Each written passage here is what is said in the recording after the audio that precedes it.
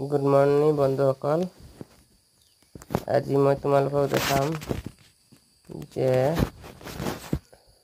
কাটা কচু ক'ত থাকে আৰু কেনেকৈ ছিঙে সেইটো দেখাম।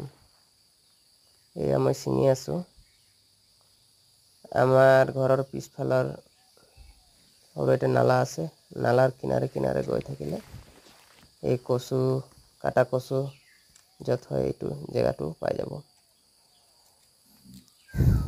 এই কাটা কচুটো ছিঙিবলৈ বহুত সাৱধানেৰে ছিঙিব লাগে, কাৰণ এই ওচৰে পাজৰে খুজুলি পাত বুলি কয় যে, আমাৰ আদিবাসীতো কয় কুলকুলি বুলি কয়, কিন্তু বেলেগ বেলেগ ভাষাত বেলেগ বেলেগ শব্দ আহিব পাৰে। আৰু যিসকল মোৰ ভিডিঅ' চাইছে সেইসকলে কমেণ্টত দিব যে আপোনালোকে কুলকুলিটোক আপোনালোকৰ ভাষাত কি কয়।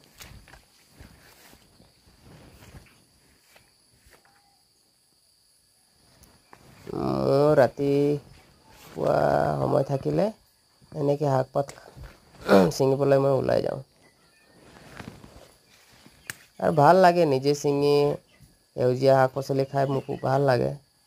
আৰু কি কয়, এনেতো মোক সেউজীয়া দৃশ্যটো চাবলৈ আৰু মনমোহা লাগে।